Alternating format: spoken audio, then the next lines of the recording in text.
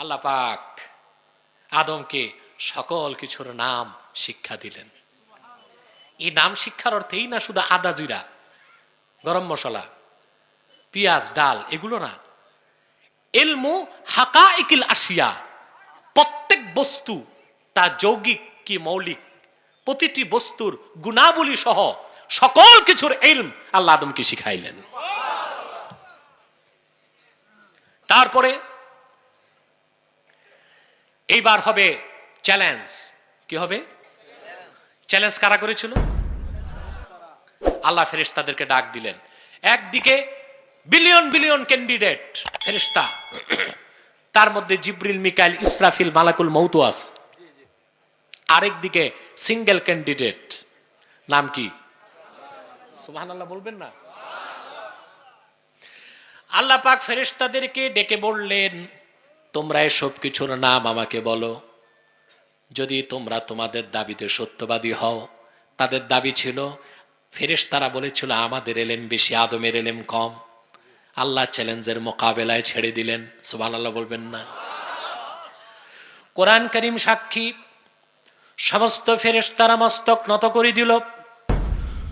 ক্বালু সুবহানাকা লা ইলমা লানা ইল্লা মা আল্লামতানা ইন্নাকা আনতাল আলিমুল হাকীম।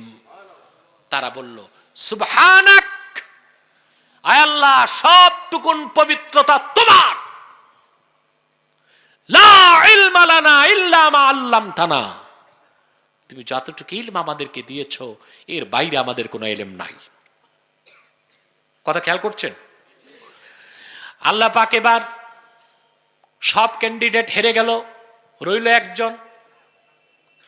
আদমকে ডেকে বললেন, ক্বালা ইয়া আদামু আম্বিহুম বিআসমাইহিম ফালাম্মা আম্বাআহুম বিআসমাইহিম قال ألم أقل لكم إني أعلم غيب السماوات والأرض وأعلم ما تبدون وما كنتم تكتمون। আদমকে বললেন, তুমি বলো। আদম আলাইহিস সালাম জগৎ সৃষ্টির শুরু থেকে কিয়ামত তক যত বস্তু যা কিছু পৃথিবীতে অস্তিত্বে এসেছে সব কিছুর নাম বলে দিলেন। এমনকি রকেট, প্লেন, স্পেস যান সব কিছুর নাম বললেন, হেলিকপ্টার এসবের নাম বলছেন। কিভাবে বললেন তা আবার ব্যাপক সূক্ষ্ম আলোচনা, সেদিকে আমি যাচ্ছি না। এতটুকু ইঙ্গিত দিয়ে দিলাম, পৃথিবীতে প্লেন বলেন, হেলিকপ্টার বলেন, রকেট বলেন, এগুলো অস্তিত্বে এসেছে এই জন্যে যে এগুলোর একটা স্যাম্পল আলেমে মেসালে আছে। আলেমে মেসালে যেটার স্যাম্পল নাই পৃথিবীতে ওটা স্যাম্পল হতে পারে না। আদম আলাইহিস সালাম আলেমে মেসালে দেখে দেখে সব নাম বলে দিলেন। শ্রেষ্ঠ কে হলেন? আদম। কে হলেন? জোরে বলেন। আমার ভাইয়েরা, আল্লাহ রাব্বুল আলামিন পরীক্ষার মধ্যে যখন প্রমাণ করে দেখায় দিলেন শ্রেষ্ঠ হলেন হযরতে আদম, আল্লাহ পাক তখন মানুষকে মহা সম্মানিত করার জন্য ব্যবস্থা করলেন। আল্লাহ পাক বললেন, وَإِذْ قُلْنَا لِلْمَلَائِكَةِ اسْجُدُوا لِآدَمَ فَسَجَدُوا إِلَّا إِبْلِيسَ أَبَى وَاسْتَكْبَرَ وَكَانَ مِنَ الْكَافِرِينَ।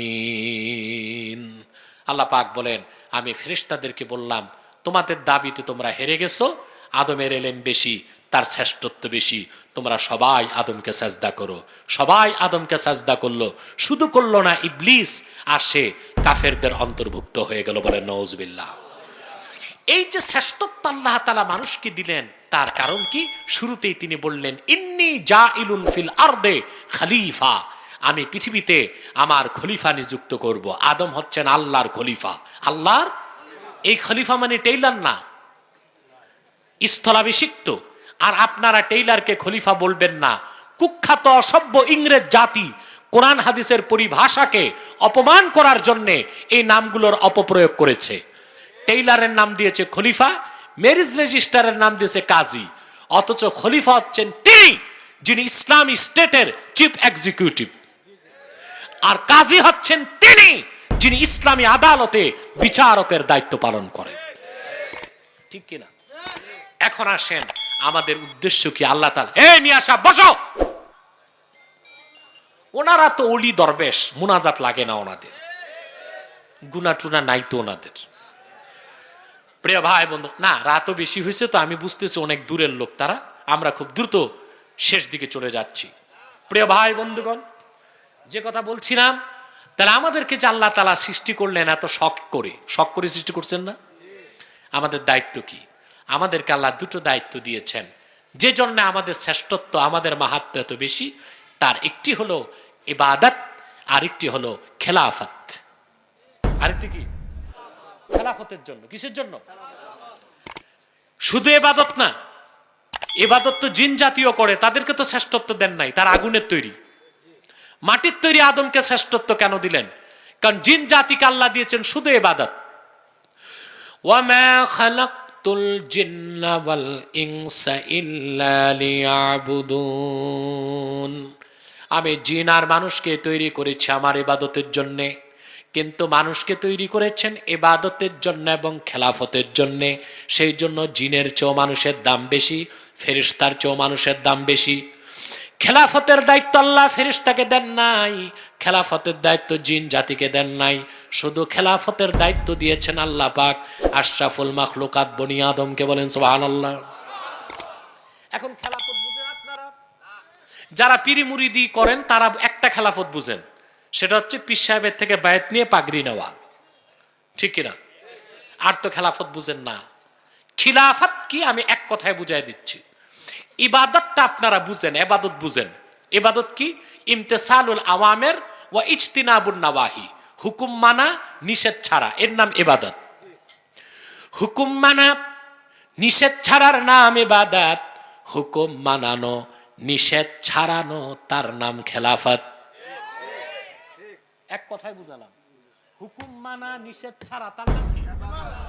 হুকুম মানানো নিষেধ ছাড়ানো তার নাম। আমাদের মধ্যে ইবাদত আছে, খেলাফত কথা বলে না। যার মন চায় নামাজ পড়ি, যে নামাজ পড়ে না মসজিদের বারান্দায় সিগারেট খায় তার কিছু বলতে পারি না। কিন্তু আমরা যদি খেলাফতকে কায়েম করতে পারতাম, যে নামাজ পড়ে না শরিয়া আইনে তাকে 25টা বেত লাগানো যেত, তারপর সে কি আর নামাজ বাদ দিত? যাকাত দেওয়া ফরজ, আমরা দিচ্ছি, এটা ইবাদত। কিন্তু যে যাকাত দিচ্ছে না, খেলাফত মানে হচ্ছে আপনি লাখে 2,500 টাকা তার সম্পদ থেকে নিয়ে গরিবকে বন্টন করে দিবেন। এটা তো নাই আমাদের মধ্যে। মদ পান না করা ইবাদত, ঠিক না? আমরা যারা মদ পান করছি না আল্লাহর ইবাদত করছি, কিন্তু যে মদ পান করছে তারে বাধা দিতে পারি না, অথচ শরীয়তের হুকুম যে মদ পান করে তারে 80 দোররা লাগাও। মদ পান করেন না, এটা ইবাদত। মদ পান করতে দিবেন না, এটা খেলাফত।